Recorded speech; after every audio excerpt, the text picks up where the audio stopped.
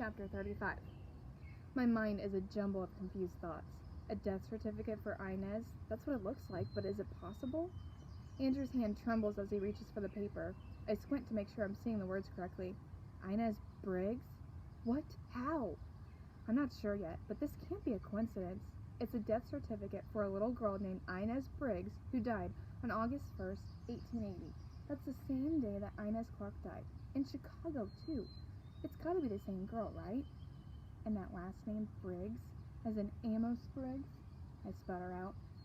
Nina's mouth is hanging open and I can see every centimeter of her perfectly straight teeth. Let me see that. We stay silent for a few moments while she examines the certificate. It's grainy and yellowed, but the whiting is clear as day. Inez Briggs, Graceland Cemetery. Diphtheria. It says she died of diphtheria. I don't know much about it, but I know a lot of people who lived back when Inez was alive contracted it. It was some kind of bacterial infection, something that affected the throat. Nina looks at Andrew and me.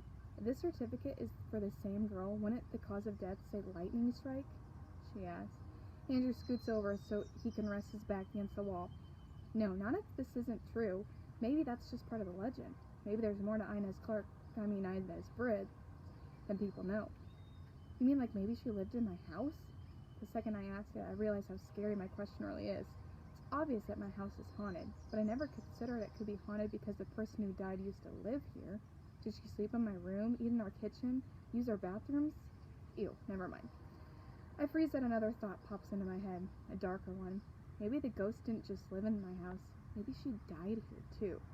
I drag my hands down my face, nauseated at the idea. Mom and Dad got a deal in this house. They said so themselves.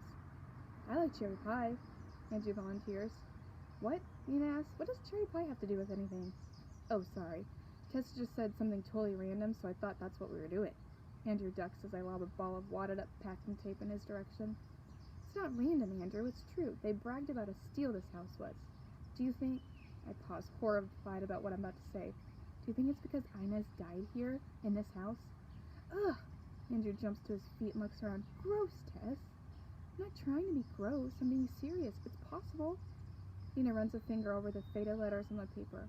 Relax, guys. According to this, she didn't even live here, so she probably didn't die here either. This lists Inez Briggs' address as on Center Street. You live on Shady Street. She's right, Andrew says. I've never heard of Center Street. It probably isn't even in this neighborhood. The drawings from behind the brick pop into my head.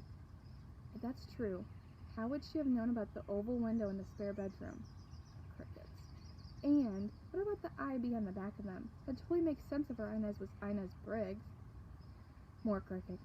Awesome. They're just as confused as me. And if she didn't live here, why is my house haunted to begin with? Why the heck would the painting keep changing and the face show up in the mirror and stupid Reno start crying? Reno? Andrew and Nina ask simultaneously. They look at each other and shrug. Remember the demonic doll I told you about? Andrew's face changes suddenly. Instead of looking confused and tired, he looks excited. Wait, you said it isn't a normal doll, right? Yeah, it's a ventriloquist dummy. My dad bought it at a yard sale. I shiver, thinking about Reno's creepy black eyes and cold wooden face. Andrew snaps his head back toward Nina. Google that. Google ventriloquist dummies and see if you can come up with how long they've been around. Why? I ask, but he waves me off. Bingo! Nina whisper yells, tilting her phone toward us.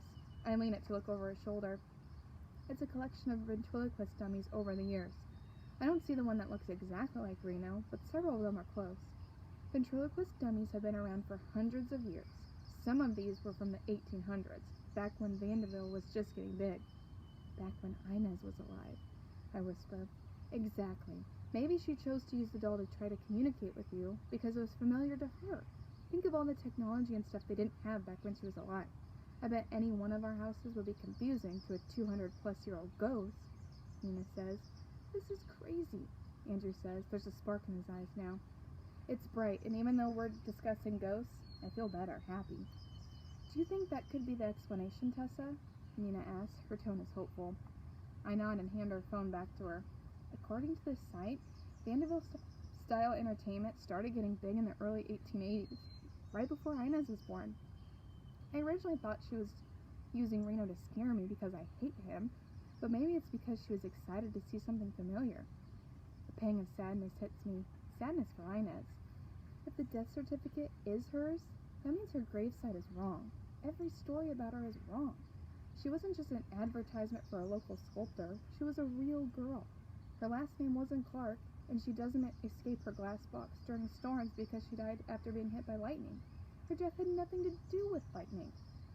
I run my fingers over the wrinkled edges of the death certificate. As crazy as it sounds, I'm beginning to feel less afraid of Inez.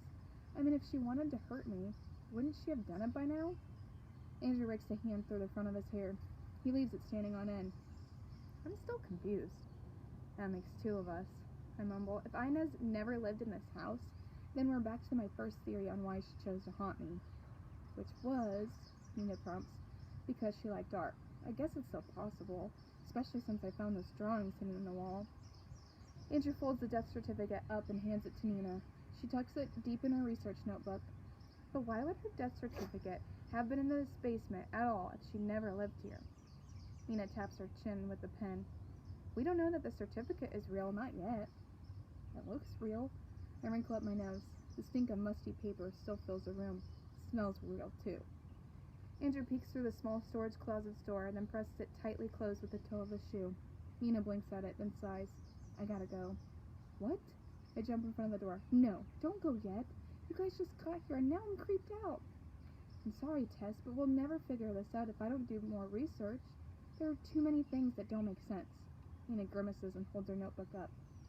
I stare at it, amused by the fact that it's silver and glittery. Shouldn't it have been skull and crossbones on it or something? I mean, it looks more like a Christmas ornament than a notebook for ghost research. A hand on my shoulder startles me. I look up into Andrew's worried eyes. You gonna be okay? Yeah. Sure?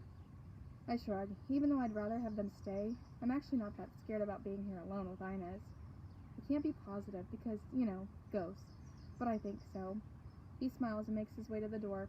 Good, because I'm not supposed to be out on my bike alone. I have to leave when Nina does, or my mom will freak if she finds out. I laugh. So you're not free range then, huh? Andrew tips his head back and lets out a loud hoot. No, I'm half free range and half you're grounded, remember? I do remember. Andrew told me that back when he was just a blonde-haired boy in a park covered in dirt. Back when the only help I had in surviving my new neighborhood was a beaten-up old compass, and when I believed the only nice thing in this entire city was North Pond. I chuckle at the thought of how a ratty soccer ball landing at my feet changed everything.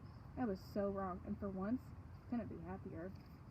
Tell me your thoughts on how Inez is connected to Tessa. Why is she choosing to communicate with Tessa? Is it because they're both artists, or is it because she might have lived in that house? Why do you think? Why do you think Tessa's getting all of these weird things happening? Till next time.